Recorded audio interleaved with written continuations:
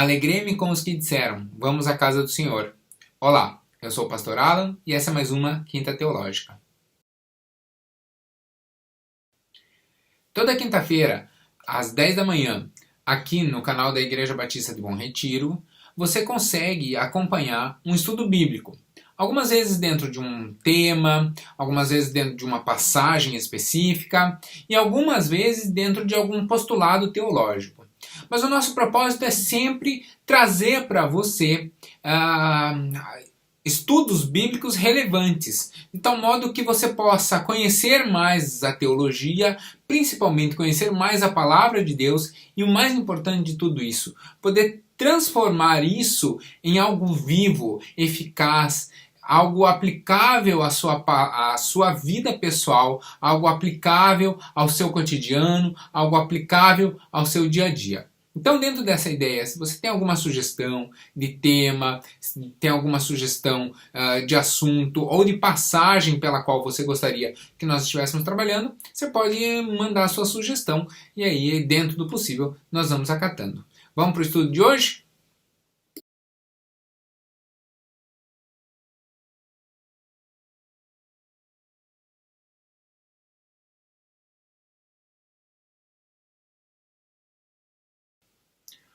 O Salmo 122, versículo 1, vai trazer justamente esse versículo. Alegrei-me com os que me disseram, vamos à casa do Senhor. Esse é um salmo davídico. Salmo davídico é um salmo, segundo a escrita original, Ba-Davi. O hebraico ele é uma língua pobre, ele é uma língua que não tem muitos conectivos, não tem muitos sinônimos. Uma palavra ela pode ser usada em mais de um contexto e em uma mesma palavra ter mais de um significado. Então, às vezes nós temos alguns sérios problemas de tradução.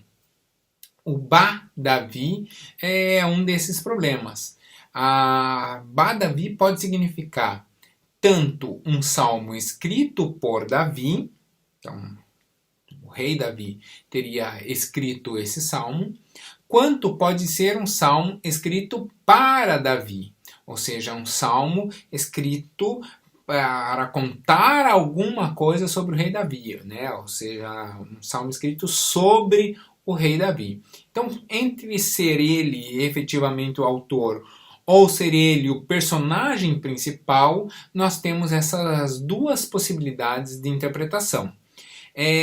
Não temos certeza qual é a correta, se o rei Davi efetivamente escreveu esse salmo, ou ainda que ele não necessariamente ele tenha escrito, mas ele recitou esse salmo e algum escriba escreveu, ou se alguém escreveu para contar algo sobre o rei Davi. Né? Então, nós não temos aqui uma posição bem tranquila na teologia com respeito a isso.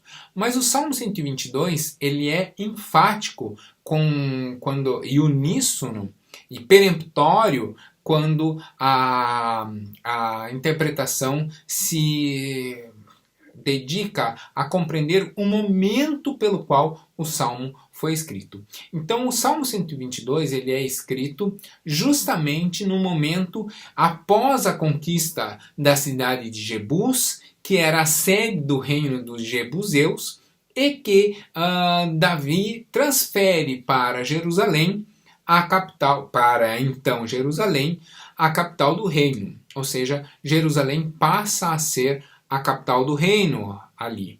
E nesse momento, então, o rei Davi está sentado à porta da cidade e ouvindo as pessoas do povo que estão se aproximando da cidade e dizem, vamos à casa do Senhor. Ou seja, convidam umas às outras para irem até a cidade, porque lá seria a casa do Senhor. É importante lembrar que o rei Davi não construiu o templo, ainda não havia em Jerusalém o templo. Por quê? Porque o templo só vai ser construído pelo reino posterior, pelo reino de Salomão. Então ainda não havia a identificação da cidade de Jerusalém em conexão com a presença do templo em Jerusalém. Ao contrário, o templo é erigido em Jerusalém porque já havia a compreensão de que aquela seria a casa do Senhor. Você consegue perceber a diferença? Então não é o templo que cria o sentimento de ali ser a casa do Senhor. Ao contrário, é o sentimento anterior que traz, então, a motivação para a construção do templo ali. Então Davi está sentado à porta quando ouve as pessoas dizendo isso, vamos à casa do Senhor. E a partir dessa convocação, desse pedido, dessa exclamação, Davi então tem o seu coração repleto de alegria ao presenciar isso. O texto é plural, né? O vamos à casa do Senhor, ele é plural justamente por isso, porque traz essa certeza de que mais de uma pessoa está ali conversando e que elas, em concordância, então, aceitam ir à casa do Senhor. A ideia do estudo de hoje é justamente pensar nisso.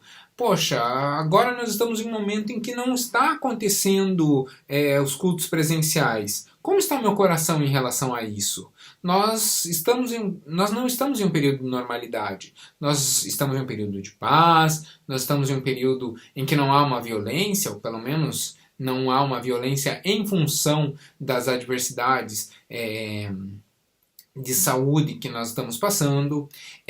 Nós estamos em um período em que não há fome, né? O momento ainda não gerou fome. Talvez algum intempérie econômico, talvez algum intempérie no fornecimento de algum material, mas em vias de regra a vida está seguindo uma certa normalidade, mas nós não estamos no nosso ponto normal. Logo, logo, e talvez até no momento em que você esteja vendo essa mensagem, esse isolamento social pelo qual nós estamos passando hoje, talvez já tenha mudado, talvez já tenha se alterado, e você já possa estar, inclusive, voltando a frequentar aí a sua igreja. Eu realmente não sei, eu estou gravando esse vídeo dia 21 de abril de 2020, e ele fica aí, uma vez postado, ele fica para a eternidade, então eu não sei exatamente quando você está vendo. Mas a ideia permanece, né? A ideia da reflexão. Será que eu preciso buscar uma igreja ou os cultos virtuais já me são suficientes? Essa é a grande reflexão que eu queria fazer com vocês hoje. Dentro da ideia da alegria do coração do rei, eu também transponho o tempo pensando no tempo de hoje. Porque ali havia uma identificação não apenas do rei, né, do reino, mas será que outras nações também podem se achegar ali? Vamos ver o que Isaías, capítulo 2, versículo 3, fala sobre isso.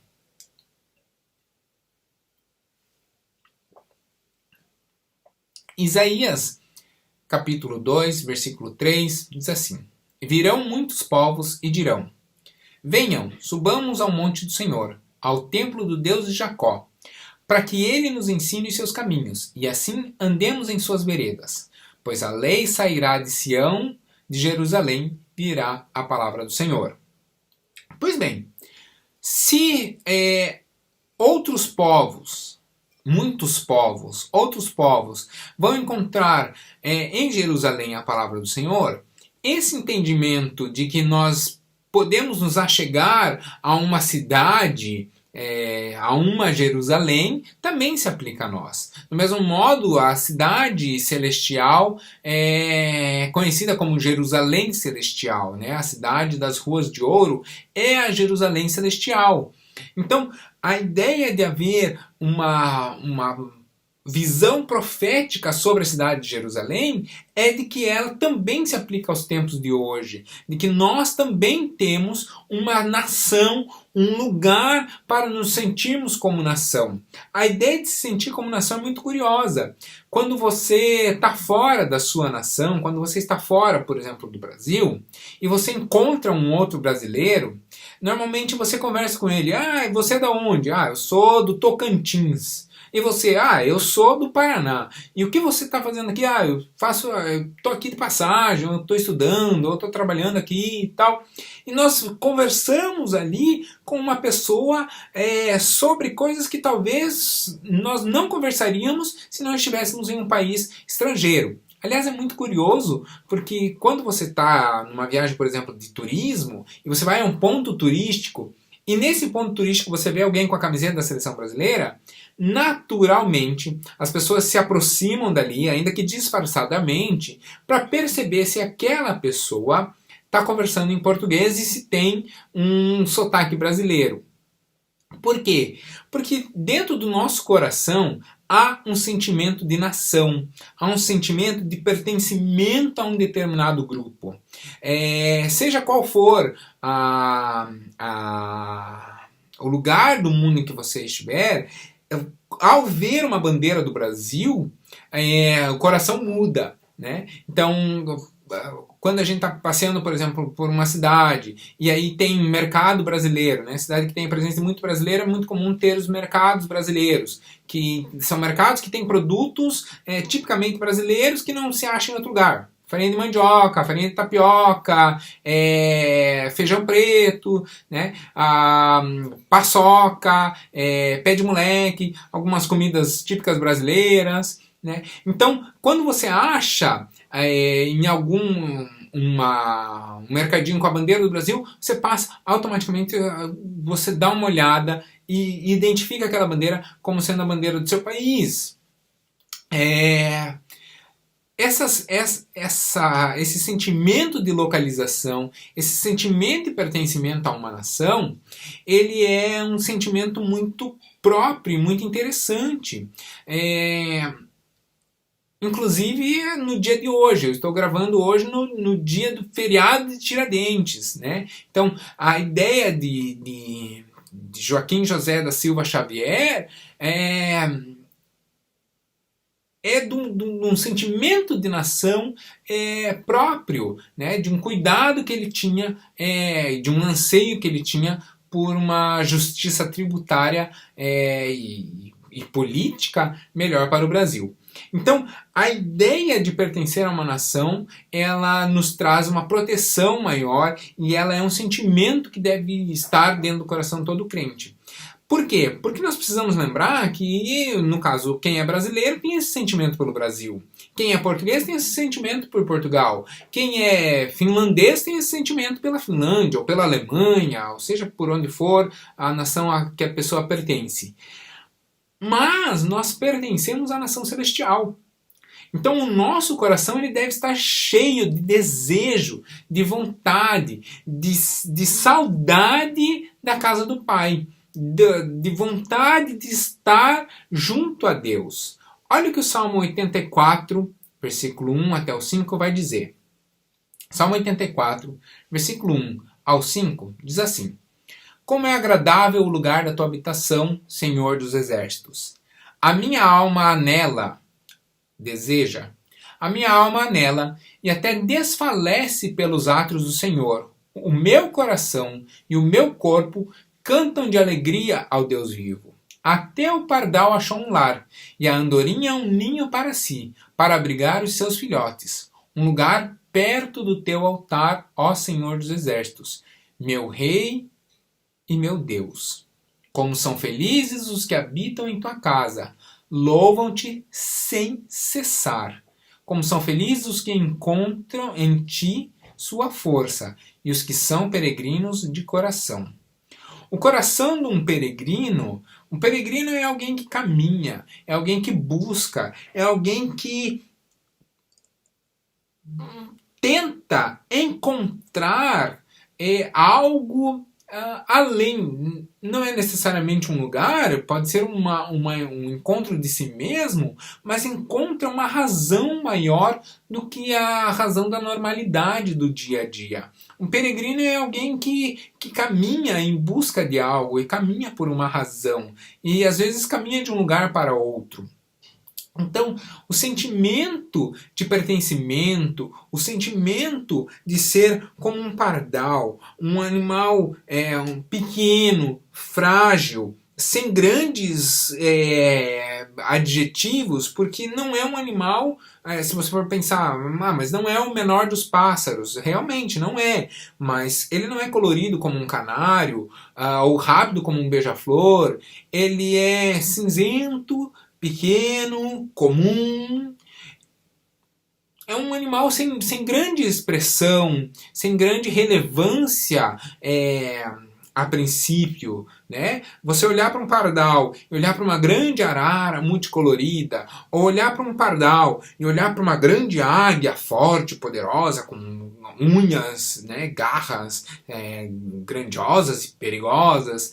O pardal é um passarinho sem grande importância, mas mesmo assim, o menor dos menores dos pássaros, o mais sem ministério, o mais insignificante dos pássaros, ele encontra um lugar de aconchego próximo a Deus. Se isso acontece com os pássaros, ou como diz Jesus, com os lírios do campo, que tem preciosa roupa, né, uma roupa, e são frágeis, e tem uma vestimenta mais preciosa do que a roupa de reis, imagina com nós que somos filhos de Deus. Então, o nosso sentimento de pertencimento, ele deve ser muito maior.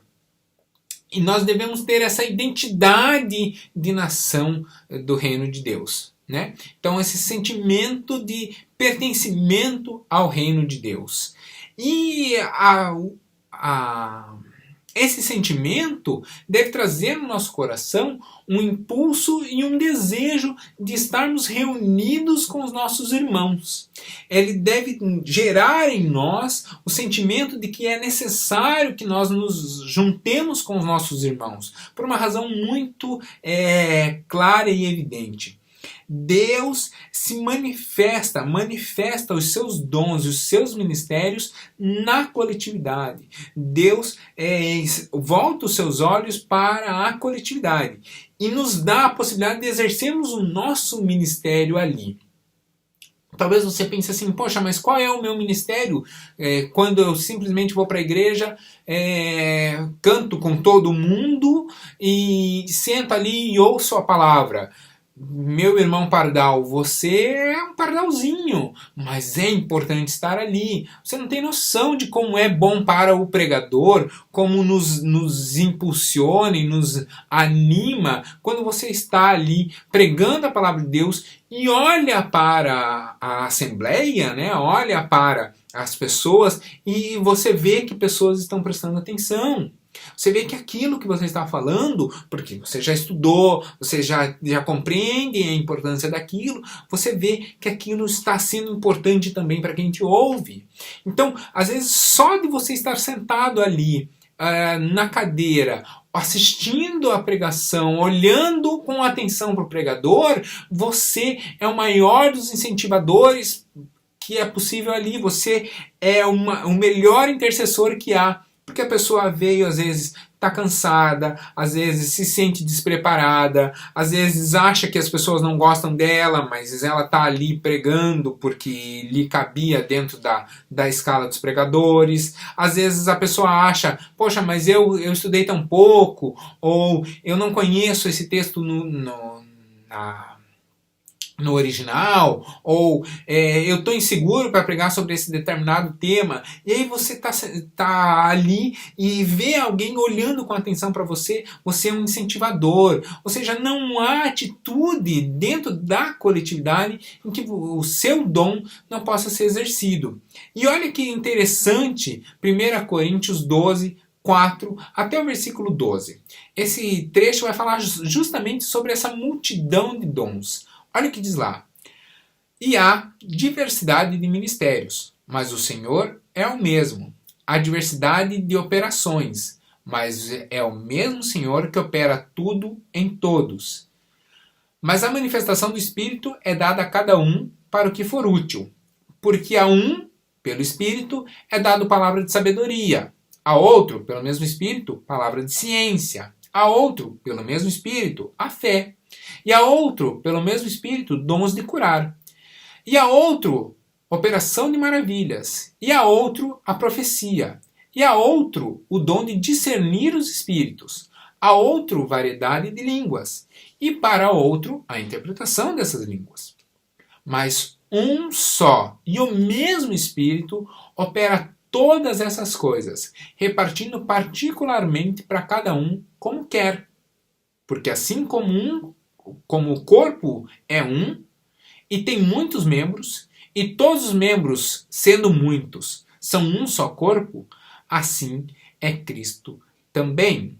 Ou seja, há uma multiplicidade de dons, há uma multiplicidade de possibilidades de atuação, mas essa multiplicidade ela vai se completar na igreja. Quando nós examinamos alguém para o concílio batista, nós perguntamos para a pessoa sobre dons e se a pessoa tem algum dom. E aí a pessoa responde, né, que tem algum dom, tem esse, tem aquele. Né? Os dons não são apenas esses listados, há na continuação outros dons. Né? Romanos 12, 6 vai mostrar isso. A gente tem outros dons, por exemplo, o dom de administrar, o dom de ajudar, são dons também bíblicos que vão estar lá em 1 Coríntios, um pouquinho mais à frente do versículo 12. Romanos 12, 6 a 8 também vai demonstrar dons, e eu já vou falar sobre eles. Mas quando nós perguntamos para a pessoa se ela tem os dons, ela expõe quais dons ela tem. O meu, vocês já devem saber que o meu grande dom é o dom de mestre, né, é o dom de ensino. Uma pergunta significativa. Você tem todos os dons? Porque uma pessoa que tenha todos os dons, ela não precisa da igreja. Uma pessoa que tenha todos os dons, ela não precisa do outro. Mas eu não conheço ninguém que tenha todos os dons. A pessoa pode ter qualquer dom. O dom, inclusive, pode se alterar com o tempo. Mas ninguém consegue ter todos os dons ao mesmo tempo. Por quê? Porque nós somos feitos para viver na coletividade. Nós somos feitos para depender um do outro. Olha o que diz Romanos 12, versículos 6 até o 8. Temos diferentes dons, de acordo com a graça que nos foi dada. Se alguém tem o dom de profetizar, que use-o na proporção da sua fé. Se o dom é servir, se é ensinar, se o dom é servir, então que sirva. Se o dom é ensinar, ensine. Se é de animar e dar ânimo, que assim o faça. Se é contribuir, que contribua generosamente. Se é exercer liderança, que faça com zelo. E se é mostrar misericórdia, que faça com alegria. Ou seja, é um completando o outro. E é na reunião de todos esses dons que está a perfeição da igreja. A igreja ela não tem falha justamente por isso. Porque o que um tem de falha, o outro suplanta com o seu dom. Se um é uma pessoa muito misericordiosa, o outro, que é uma pessoa que tem um dom de administração, vai impedir com que essa misericórdia vá além de tal modo que você, por exemplo, passe fome para atender o seu irmão. Né? Então, o ideal é que você distribua com generosidade, mas que você não empobreça em função disso. Ou seja, você vai distribuir com generosidade, mas você não vai passar necessidade. Né? Então, você atende a sua necessidade mínima e a necessidade mínima do seu irmão. Né? Um vai profetizar, mas o outro vai estar em oração. Um vai admoestar, mas o outro vai demonstrar o perdão.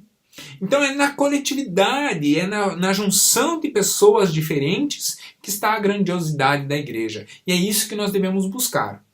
Por isso é natural que ao juntar pessoas, que o Espírito Santo, que é o mesmo Espírito, o Espírito Santo vai juntar pessoas que são diferentes. Por quê? Porque elas não são apenas diferentes, elas são complementares. E essas pessoas diferentes, que são complementares, ao se unirem, nós temos a tendência de querer nos unir com pessoas iguais a nós. Por serem pessoas diferentes, naturalmente uma outra rusga, um ou outro choque vai acontecer, um ou outro atrito pode surgir. E aí é justamente o amor de Deus e o zelo do Espírito Santo que vai fazer com que nós possamos aprender a nos tornar pessoas melhores. Por isso a coletividade é tão importante. É dentro dessa ideia que nós vamos trabalhar para que a cada instante o seu dom seja exercido dentro da melhor maneira possível, de tal modo a não ferir a coletividade. É muito interessante quando tem, por exemplo, assembleia para definir orçamento. Porque você vê assim, o irmão que é evangelista, ele quer que as ofertas para missões sejam o grande foco da igreja. Aí o outro fala assim, não, espera aí, nós temos que ter uma educação cristã de qualidade, então nós precisamos investir aqui na construção, para a construção de salas de aula e de uma estrutura de estudo. Aí o outro fala assim, não, mas estrutura de estudo é importante, mas é mais importante nós termos uma sala de atendimento social, uma sala de atendimento